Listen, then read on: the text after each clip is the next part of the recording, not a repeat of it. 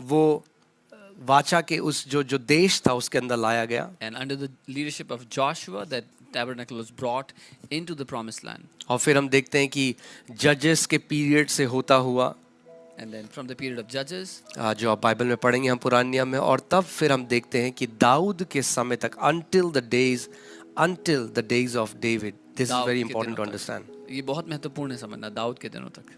क्यों दाऊद के दिनों तक? क्योंकि दाऊद के दिनों के बाद there was no more tabernacle.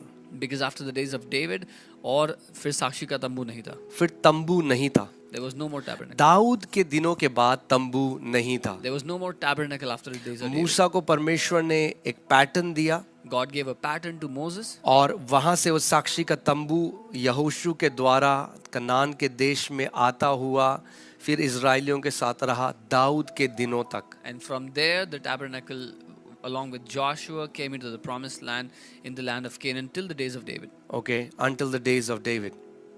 क्यों? क्योंकि डेविड का एक डिजायर था. Why? Because David had a desire. Alright, I want you to understand this.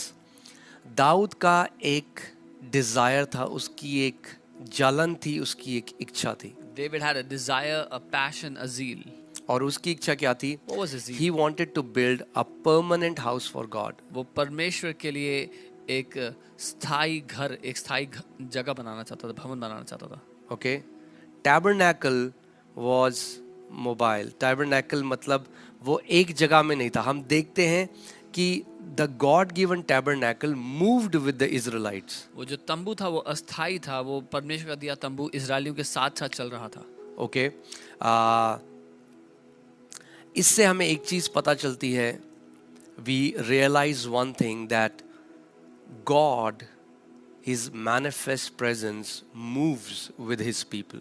So we see परमेश्वर की जो उपस्थिति है, जो प्रकट उपस्थिति है, उसके लोगों के साथ साथ चलती है. Okay, the glory of God isn't confined to a place, but He moves with His people. परमेश्वर की महिमा एक स्थान तक रुकी हुई नहीं, सीमित नहीं है, लेकिन परमेश्वर अपने लोगों के साथ साथ चलता है.